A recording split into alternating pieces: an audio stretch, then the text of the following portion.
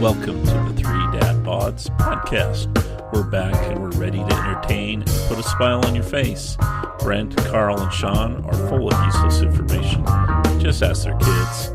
But we can't wait to share stories about the past and make your day a bit brighter. Now buckle in and put those earphones on and enjoy the ride. Three Dad Bods is back and about to begin. Everybody, welcome to Three Dad Bods. We've actually got two of the Dad Bods here tonight. Got myself, Brent, and Karl. How you doing, Karl? I'm good, man. I'm good. So, I got a question for you. Yeah, fire. You're a single, older gentleman. How long have you been single for now? Gentleman's probably a real nice way to put it, but I'm being kind.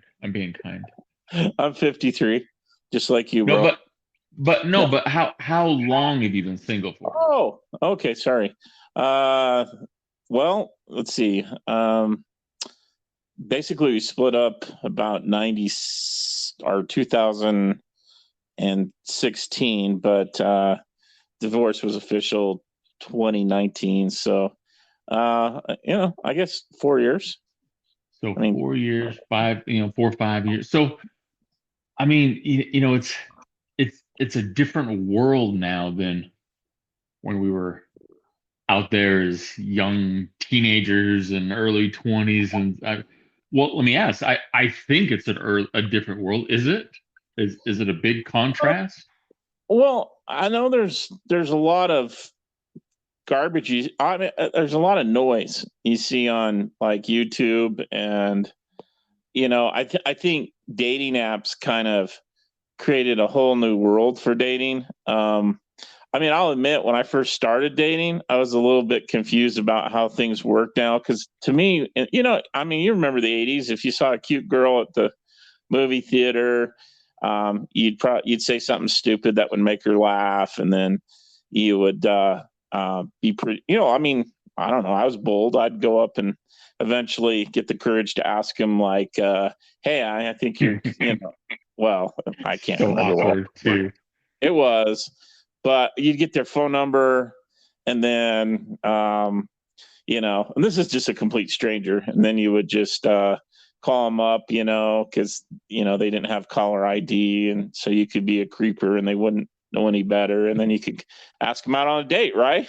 And then if you're lucky, they would say yes, and off you go. But that isn't the case now. I mean, it's like a smorgasbord for the ladies, and so you have a lot of competition now, and but I still like some of the old school stuff. So to answer your question, I mean, it's harder getting a date with probably someone you want, but when you're out on the date, and it's pretty much the same. It's, I think, at 53 and having been married before and having children, and having a lot of road mileage underneath me. And you got a lot of mileage.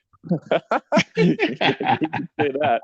And dating someone else, I mean, they've got their mileage and their family stories, and it makes it a little more complicated than just going out with someone when you're younger. So I'd say that's different. And I mean, I'll have to admit to finding the time, as a 53-year-old guy, raising kids and dealing with life. And I mean, to be honest, it took a while to feel like it was a priority that I should go out again. And so that's what I was going to ask. Like, yeah. So you're divorced, you get your divorce finalized. Like, Right. How was your mindset? Were you like, all right, I'm hitting this world, full bore and going, or were you like, you know what, I'm gonna take a moment. I'm gonna take a break here for a minute. Like, what was your mindset?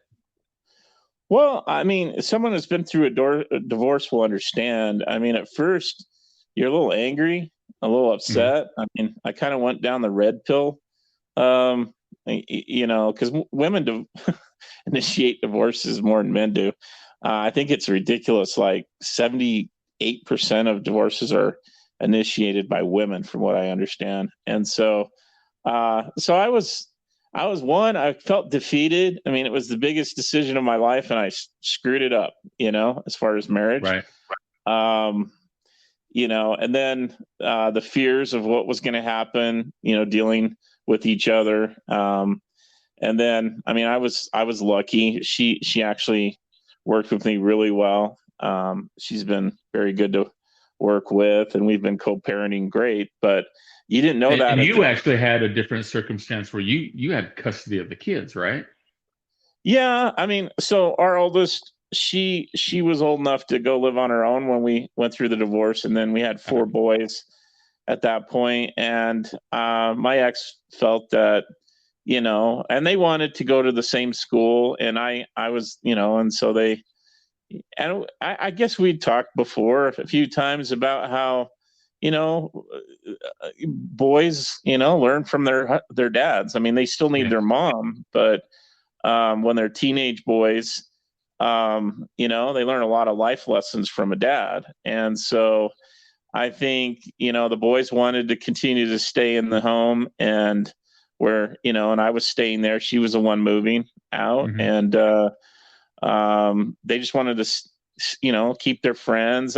They weren't picking between us. It was more of they felt more comfortable staying. And then, yeah, it was kind of me and 4 boys. And I changed my career. I went from a sales and entrepreneurial type situation where I was in the mortgage and real estate business. And I went to a more regimented 7 to 3 in the morning, or 7 in the morning to 3:30 in the afternoon job with Vivint. And it was a lot different. I made less money, But you but I did was that because the market changed, though, right? Like that didn't have anything to do with the your market. home personal life and stuff, right? No, market was getting better at the time. I probably should have stayed in it. I would have made a lot more money, but I needed to be home for the boys. I mean, I was Was at that it? least when I was younger. I mean, I would get home. My schedule was basically get up early in the morning, make sure they get to school.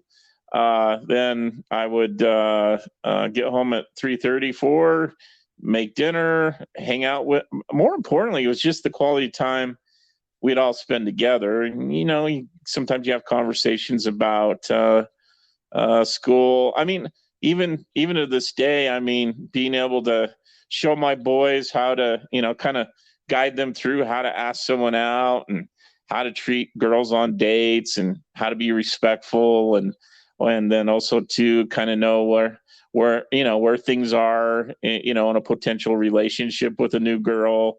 I mean, they get some of that feedback about how the girl side of it is from their mom, but how to get to point A first, and then point B. Well, let's talk to dad. And so and then I'd take them to their sports events. And as I told you before in the earlier podcast with Eric, there's just a lot going on with the different things boys have going on in their lives. And so it was a good place to be for me. And so to tell you the truth, after the divorce, I was busy. I mean, I Yeah. had work, had that responsibility. So I really wasn't worried about, dating. And then I was a little bit angry. It took a little time before she and I had a nice long talk on one of my son's uh, cross country trips. And we kind of, put it behind us. And now we're, Right. I think, pretty good friends. I mean, and so I think the biggest thing though is I had to work on myself for a while. I mean, we were married 20, I mean, even though we weren't together, some of it at the end, we were almost married 25 years. So Wow. they, Yeah. yeah, they say you need to wait before dating, and work on yourself. That's the rule of thumb. And usually it's a year for every 3 years or 5 years you're married. So, I mean, I wasn't going to wait 5 or 6 years, but it's actually kind of turned out to be that, and I still, Has it? as I found out this last couple of weeks, need a lot to learn about dating. So, So before I yeah, get into that, I got a quick yeah, story for you. Sorry, a no, go ahead. rewind story, because you mentioned you did mortgages, and I'm sure you Yeah, remember you did our mortgage when we moved out to yeah, I did. Tennessee. That's true. I don't That know was if I've awesome. told you the story, the moving story Have I told you that before? No, go ahead. Tell me the movie story. Yeah, I'd like to hear that. So I don't know if you. So we were supposed to close on a Friday afternoon. Okay, we had everything packed. In fact, we were staying at my in-laws' house, ready to go at like 3 in the morning to make our way back to Nashville, Tennessee. Oh, wow. And then at the last second, you said, "Hey, it looks like we're going to close on Monday morning. We'll do it at, you gave us like the address of a place that was down in Brentwood, Tennessee, which is in the Nashville metro area. So we packed up, we headed out on this long voyage, driving across the country in a U-Haul truck. It's Oh, yeah. horrible. I imagine that. So, so the first mishap was we had the U-Haul, we had a trailer. On the trailer, I had a Nissan Maxima at the time, and inside the Nissan Maxima, I kept our cat Whoopi in there, and we had like a water bowl and a food bowl for Whoopi, and my wife was right. I'm saying that right now on a podcast. It's out there in the record. My wife was right because she said, "Don't put water in the bowl for the cat. Put ice cubes in there." Well, me being a man thinking that I know everything, or more importantly, me just being myself thinking that I know everything, I put water in there. So we travel across, we go across Wyoming. This is in October, is when we were moving. Right. 2005. So we're going across Wyoming, and Wyoming is like single digit temperatures. It's just typical Wyoming. It's a terrible place.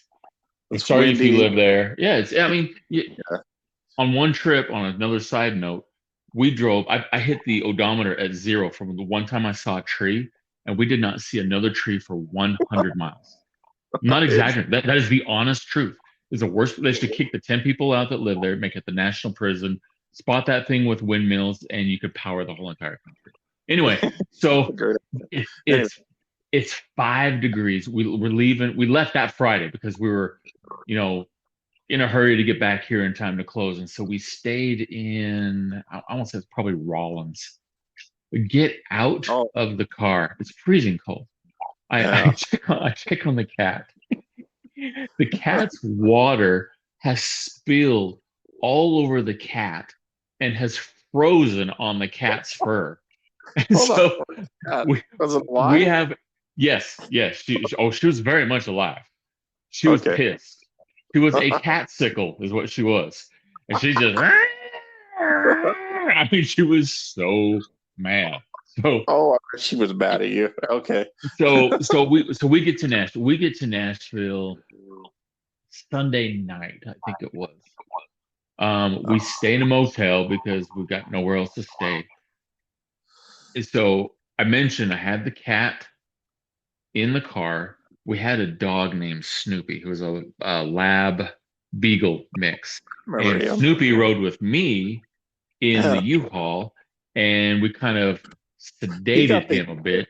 Got the heated trip? Oh, man. He did. Yeah. He was living the big life, but it gets better. So that night, the dog had like a tranquilizer and blah blah blah that stuff, to kind of keep him calm while we're sleeping and stuff. So park the truck, we get to a motel, we spend the night, get up in the morning.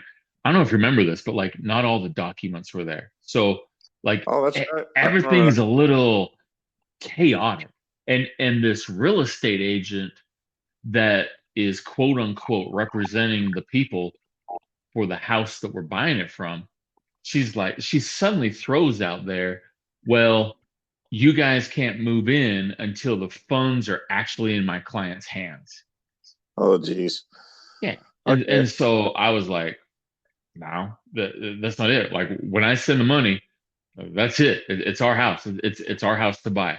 And she says, no, wired, it's it. Yeah, exactly. Right. Yeah. Right. So I tell my agent, excuse the language, you can bleep it out here if you want. I said, you tell her that if they don't give us the house tonight, she can fuck off and I'm going back to Utah. And she goes, okay, I'll tell her that. And so she tells this agent this, And the agent says, fine, tell him to go back to Utah. Well, Oh my no. agent, yeah. So my agent says, are you sure that that's what your client is saying? Because if that's what you're saying, I'm going to take my clients and show them another house that they will purchase tomorrow. And then I'm going to report you to the real estate board for ethics. Oh wow. It got And kind so, of yeah, yeah. exactly right. And so she goes, all right, let me talk to my clients. Of course, this is a younger couple that was in this house. They don't care. Their stuff is out of the house. They're in their other place. They understand that when the wire's there, the wire's there. It's not like a fishing pole and I can reel it back in, you know? So Yeah.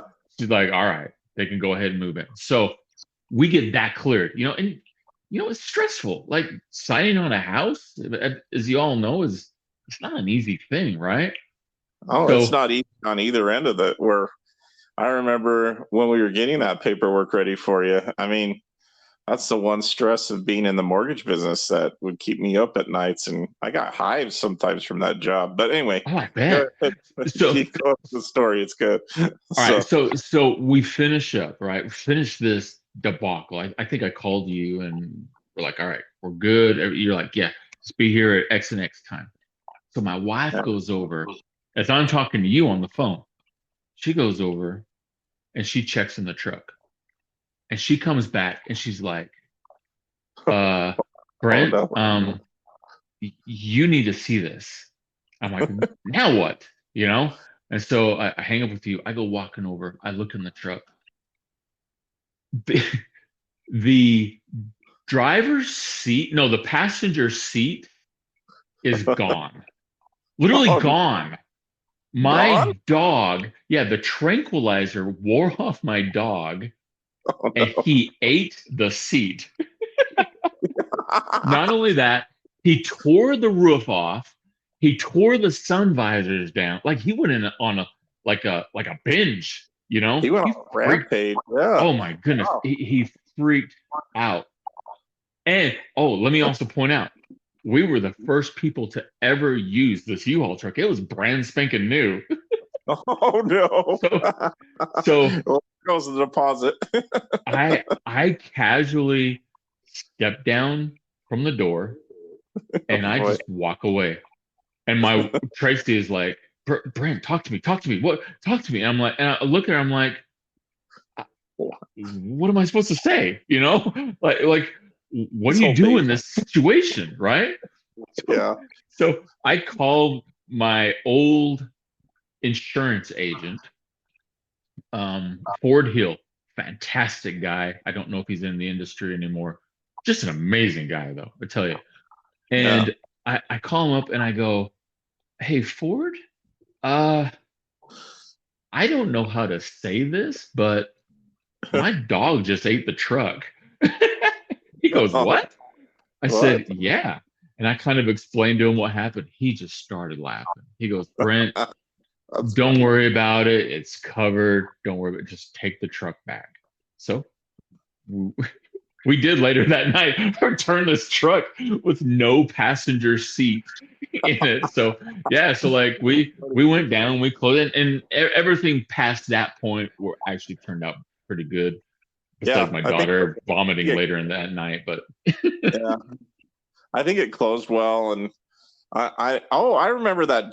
It's been a long time. You've been there a long time, but I remember the 18 years, drama between the realtors. Actually, that was kind of funny. Um, crazy. you know, and that was funny because that market wasn't that. I mean, it wasn't even close to what it's like now, right? No, I mean, yeah, and you've so yeah, at that time, and I know we're kind of changing subjects, and we'll revert back here, but at that time, so Salt Lake market was booming. It right, was beginning the giant boom that then hit there for probably about what like the next 5 years, I guess, where everything just went chaotic. yeah, We yeah. It was 06, I think, wasn't it? When did you It was move? What? '05, Oh, 2005, yeah. October, and we actually when we sold our house, it sold in 2 weeks. Daryl Catmull, he's a real estate agent, good guy. Recommend him to Oh, anybody there in Utah. yeah. He they actually got into a bidding war with our home between a couple people, and so we had asked like 225, and we ended up getting like 260, I think it was.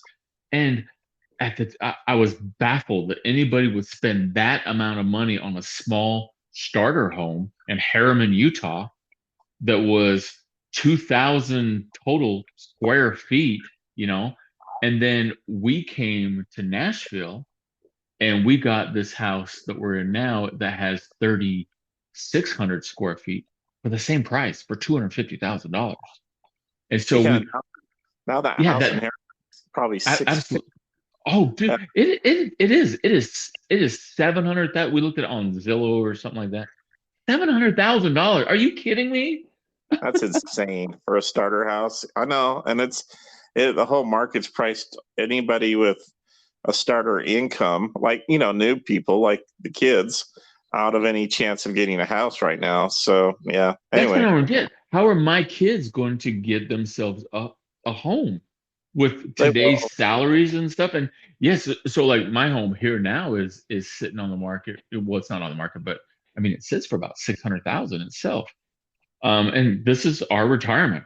This will be our retirement when we 10 years pack it up and move down to Florida or whatnot. But to your point, I often wonder how's this younger generation going to afford a 1,200, 1,300 square foot home that's going to cost, $400,000, $500,000? Well, hey, this is kind of a good subject. We'll get back to my single stories later, but this brings up a good question. I wanted to bring up for the people that know us already, but also people that are getting to know us. Why would a young guy and with a young family, and if I remember right at the time, you really didn't have a lot going for you because you just sold your business, really. And I remember it was kind of difficult getting you approved for the loan, but we got it worked out. But Actually, just the opposite. My wait, business was actually booming, oh, but I was a single business owner, and so having that, that was you know, difficult. yeah, the proof of income, using the business as the income, that's where it kind of crisscrossed inside there. But you were in a business that I mean, you sold CD cases, and Yeah. And I at the mean that was time, it was a great one out of every 6 DVD cases in the country was mine. If you ever bought a DVD, yeah, I remember that. But yeah, anyways, long story short, though, you told me one day, "Hey, I'm moving." I'm like, "Okay, I'm moving to Tennessee." I'm like, "Why the hell are you moving to Tennessee?" And I mean, this is a guy that lives in Utah, and I don't think you'd ever been to Tennessee before, had you? I I had mean, on business.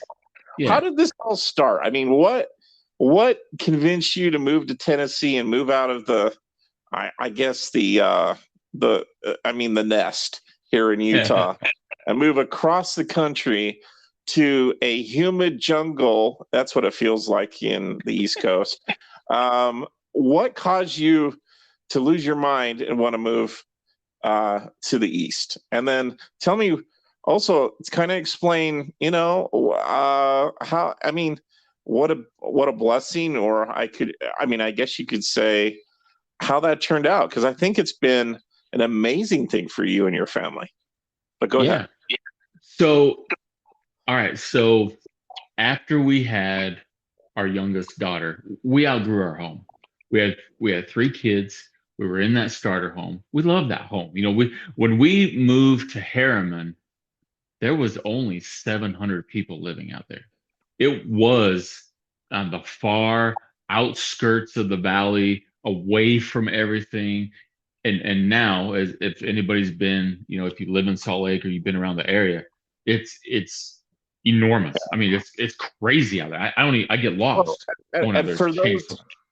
and those from other states, if you're listening to this podcast, Salt Lake County is kind of like a bowl. I mean, Yeah. mountains surround the entire valley. And at one side of the valley, which is the north, kind of the northeast side, is where the pioneers South. kind of came in. Oh, And then yeah. No, I'm sorry. Go ahead. Yeah.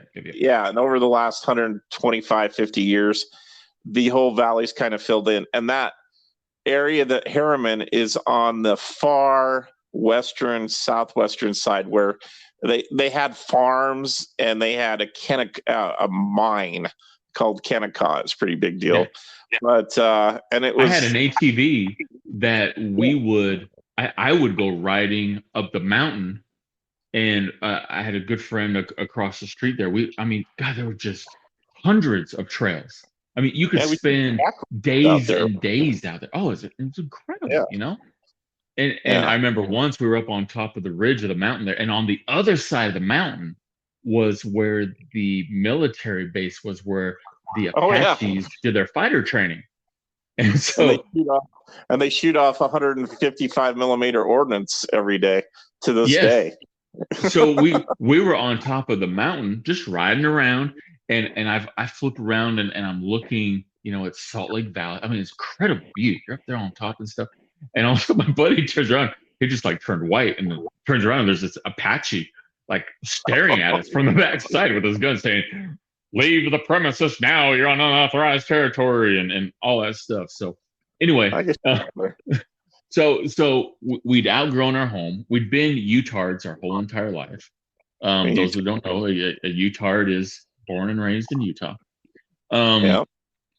And we just didn't want to live in Utah our whole lives. And that was the time to move for us. Well, you had also gone through, and we don't have to get in too much detail, but you'd kind of gone through a faith crisis and kind of. This is before that. Oh, that's before that. Oh okay. Yeah. All right. Okay, sorry. That was before that. So, and we've got an echo or feedback going on here, but okay. So we decided that's the great time. Like the business was running good. We just had our youngest child. We've outgrown the home. This is the time to move. And so we looked all over the country. We looked in Portland, Oregon. Too expensive. California we thought about, but God, boy, I sure am glad we did not move there. And that also was too expensive. Lots of friends and family down in the Phoenix area. But Tracy's comment was, "I don't want to be around dirt." That's funny. We almost, very close, looked at Austin, Texas. Almost moved to Austin, Texas. And the reason why we chose Nashville over Austin was the property taxes, because the property taxes in that area in Austin are very high, extremely much higher than they are in Nashville. So when we came to Nashville, and Tracy, my wife, actually brought up the idea of Nashville. I didn't bring it up. We had been here together on a trip probably 2 years prior, and she loved it. She fell in love with the area. It was totally different than what she thought it was, and she enjoyed the views. She enjoyed the hills, the green, and everything. Like it just kind of captivates you. So we looked in Nashville. I came out first, and we actually looked in an area called Clarksville, which is where the big Fort Campbell is, and that's the home of the 101 Airborne. So it's and it's about 40 miles northwest of Nashville, and the idea of that was, you know what, we'll be close to Nashville, but not in Nashville. So we found a home there that we actually liked. We put an offer on it with a contingency of our home selling, and if somebody had an offer, then we would have X amount of time to match it and blah, blah, blah. Well, like 2 weeks later, somebody put another offer on that home. We hadn't had our home sold. We let it go. And literally the next day, our home sold. And I'm glad. Well, all said and done, I'm actually glad that happened, because we sold the home. We decided to come back into Nashville. We looked all around Nashville. The very last day we were looking at homes, we're kind of depleted because we hadn't found anything yet. We walked into this home that we're in now, and it was one of those, I don't know if you've ever had that feeling, but you walk into a home and it feels like home. And we just both kind of looked at each other and we're like, this is it. This is home. And we packed up and we headed out and took that roll of the dice and risk, and didn't know anybody out here. The closest people that we knew were about 700 miles away from us, as I've got some cousins in Oklahoma. And it honestly has been the best move or the best decision that we decided to make. My kids know of no other home. This is home to them. We've had Yeah. opportunities to move to other places, and they adamantly shut it down immediately. Well, and this brings up a good point. So you're this young family, and I mean the kids were still pretty young, and if you're going to make a move, it's probably a good time to do it. But you're right. You are 700 miles away and 1,000 miles or more away from home. 1,632 miles and 224 feet approximately from my in-laws' front door. Exactly. That's funny. Anyway, tell me what you and your wife did, because I'm kind of curious. For this kind of a big move with such a young family, I'm sure you had some worries about how your kids would adjust, because that's what a lot of young parents are worried about. But what was running through you and your wife's mind, and then what kind of things did you do to integrate into the new community? And was there anything you did special with your children to make them feel like, hey, this is our new home? And then how did they adjust to that? Well, I'd love to hear that. So I remember that first night being here, and you probably experienced this when you were on your mission in Philadelphia. Yeah. First night there, laying here in bed, and I'm thinking in my head, we are 1,600 miles away from everybody that we know.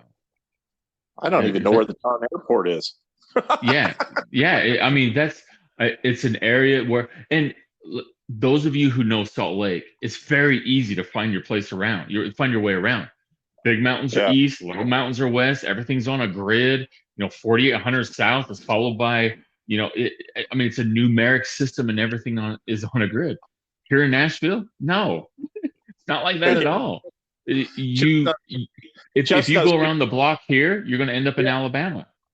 Well, if you go down Chestnut Street, it goes 1, 2, 5, 400, 500, 502, and it's like, and they're all in a row. You're like, how the heck do you find places in the East Coast? Dude, I mean, you could be on Gallatin Pike, and then suddenly it turns into Johnny Cash Parkway, and then it turns into Nashville Pike, and then it goes back to Gallatin Pike. And what is going on here? I remember I had this big book. This was before GPSs and handheld and all. So I had a big street maps book that lived by that thing. And that's what we did. Like, we went out and saw places, and that's how we became familiar with the area, was just going out, going, hey, let's go here, check the map, see where we are, follow this, follow that. And so you learn out here rather than looking at, in Salt Lake, everything is, hey, go east or go south. Like you mentioned, they came in on the northeast part of the valley. You can't do that here. That's not how things are dictated. You find your landmarks by streets. They're like, you're going to go to Gallatin Pike, and then, you're going to, go down to Old Hickory. Those are your markers. I have no idea which way direction is out here at all. I really don't. You don't. You really don't. And everything's there's trees everywhere, and so water there's and no trees. reference what direction to go to, other than when the sun comes up in the morning. So I know how it is. Yep. What it did, though, is I think it made us closer, because when you live around family, when you live around a lot of friends, you can always drop your kids off and go do something with people. You're constantly dropping your kids off, let them be with the grandparents, let them be with, we couldn't do that. We had to have our kids with us. We went and did things more as a family. We, went to see the caves. We would go to Atlanta. We would, everything we did always was as a family. So we did a lot of family stuff. Yeah. And so when we moved here, our oldest was the only one in school. She was in first grade. And I will say this, the Utah public school system is a very, very good school system compared Yeah. to other public school systems around the country. Yeah, Because you told me she you came got in, private school, right? Pretty quickly after your experience in public school out there, right? well, so no, so what happened was, so in Utah, she was an average student. She was just run Okay. of the mill, right there in the middle, average student. She come out here in first grade, and she was at a third grade learning level out here. Wow. So, yeah, that's the difference between the public school systems. And so, as a parent, you don't want your child to just settle and relax back and migrate back to everybody else. You have to find a way to push them. And so Right. out here they're called magnet schools. And they're schools for advanced learning, more of like a college prep. They keep your kids academically focused and stuff like that. And so she tested, she passed it, but there's this long waiting list. And she was on that waiting list until Christmas break of her fifth grade year. And we Wow. literally got the phone call of, hey, there's a spot open. If you want it, you got to take it right now.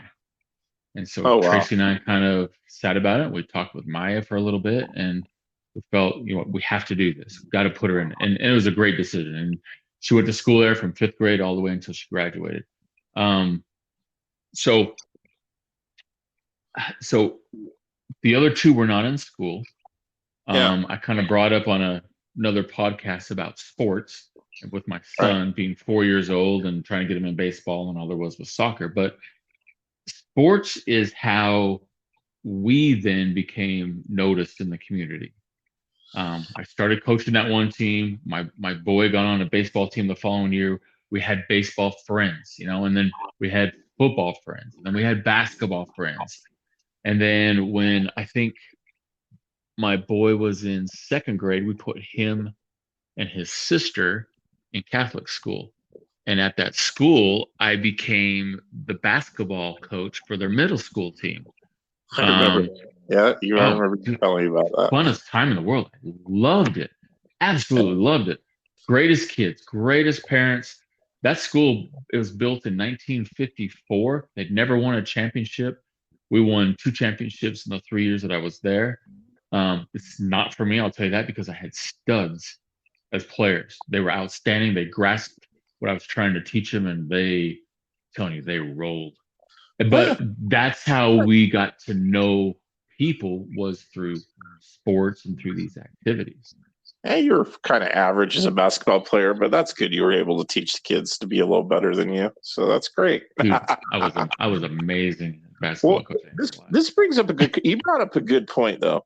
You said that this experience moving to this whole new place, all by your family came closer together. Tell me too, how did it help you and your wife? I mean, this is probably pretty hard on her, but not having your in-laws next door, not having your parents next door.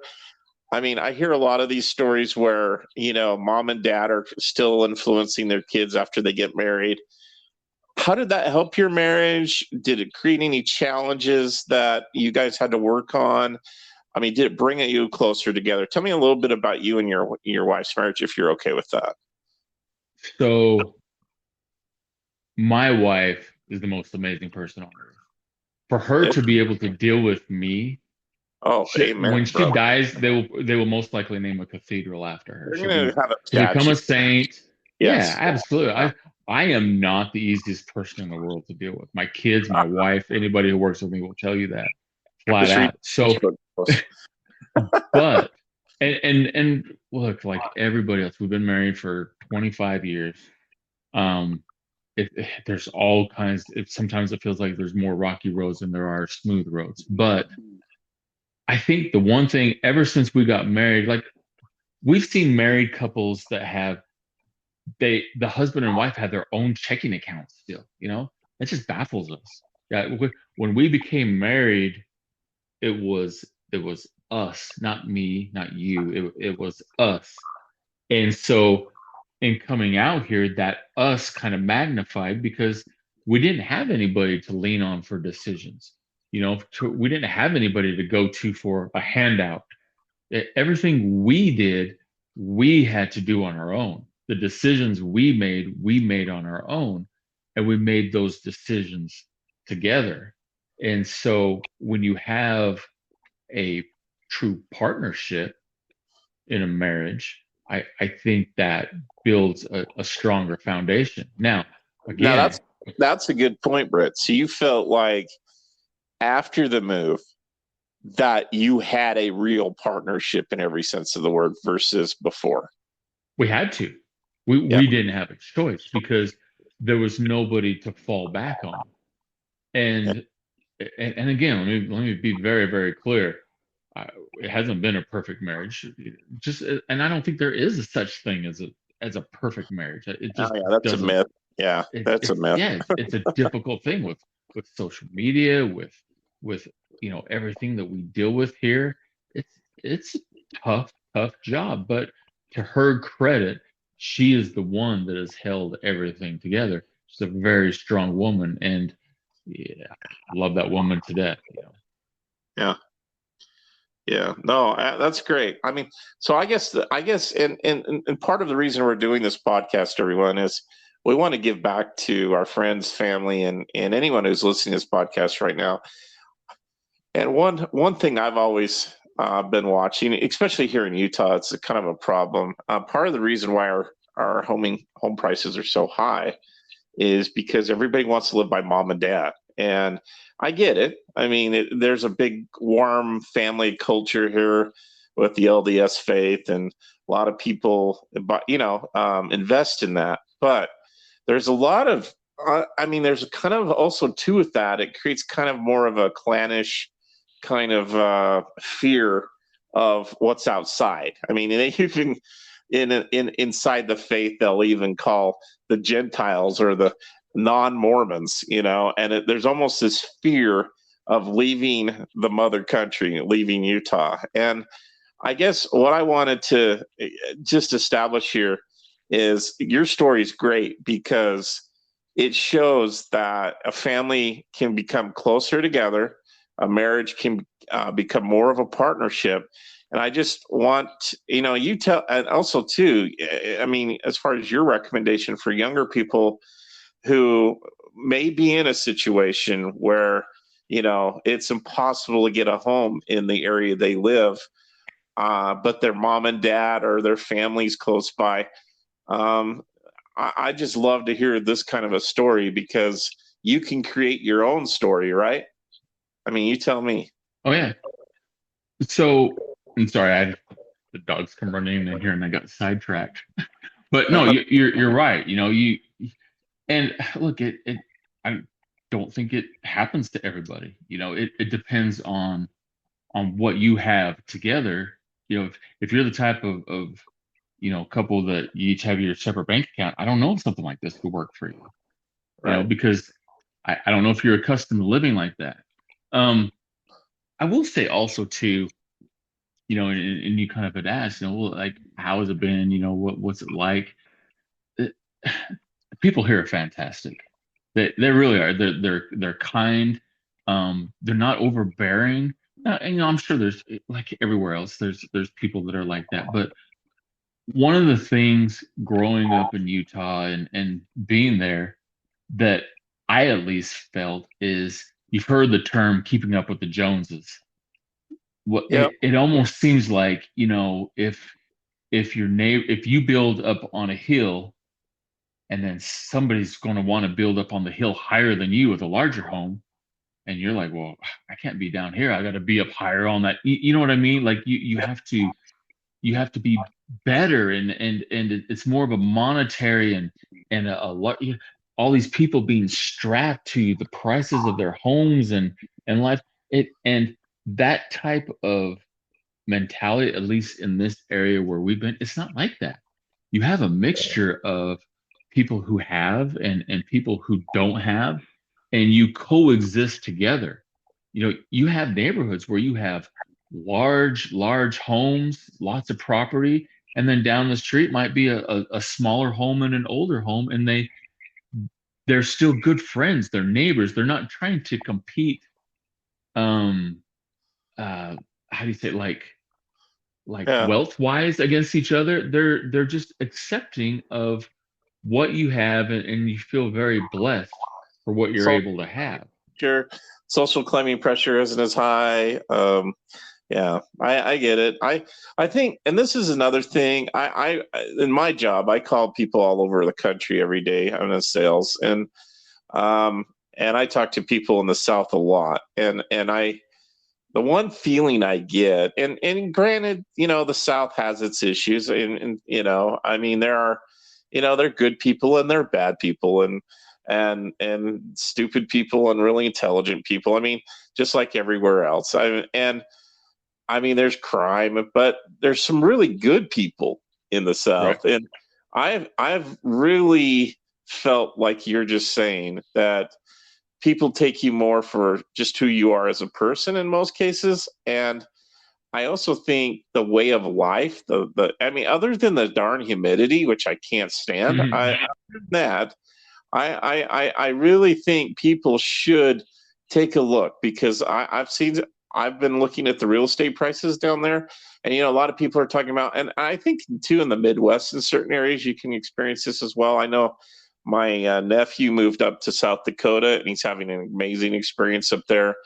So there are all kinds of places around this country that you can go and create your own story with your family, but also have a good life and not live as if you're desperately trying to stay up with the Joneses, and then have your own offshoot of your own story and your own family and legacy in those areas. So that's why I've been pretty impressed by you, Brent, and your wife. She's amazing. Like you said, I've always been impressed, and I've known you for years, since we were kids, and you're a good guy too. Don't let him kid you. I mean, he is difficult at times, I'm but horribly difficult.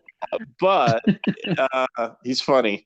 But and I think she laughs occasionally at your jokes still, I hope. But Yeah. She's you have mostly shaking her head, rolling her eyes back, but yeah. yeah, but you have some amazing kids, and I'm just impressed by the stories and the experiences you guys have. And anyway, I just want the audience to know that. So this is kind of what we're going to be doing Appreciate too, that. a little bit, just so our audience knows. Part of developing a new podcast is also developing a relationship with the host. And so today really turned out to be an interview of Brent and a little bit about his story. And I'll continue my story because we're getting close to the end right now. But and then we'll probably interview Sean too when he gets back with us the next time. But and then we want to continue this story with families and dads, and talk about their experiences and what they've done as far as their helping their families out. And we'll still continue with the subjects that we've been talking about, but maybe more in this kind of format where we interview each other. And Brent, it's been fun tonight. I've really enjoyed this conversation, and just so you know, your experiences, your family's experiences have enriched my life. And we didn't get into it, but maybe down the road we'll talk about it a little more. But even though my family had a bump or two there, and I'm still working on finding my life partner, but my family though has benefited from these experiences that you've communicated with me over the years. And I hope our podcast does that for some young families or older families out there as well. So anyway, I appreciate that. Yeah. And we'll catch the rest of you soon. So, all right, guys. Thank you, everybody. And keep listening, guys. We really appreciate it. Thanks for listening to the Three Dad Bods podcast. Let your friends know we're on Spotify and Apple.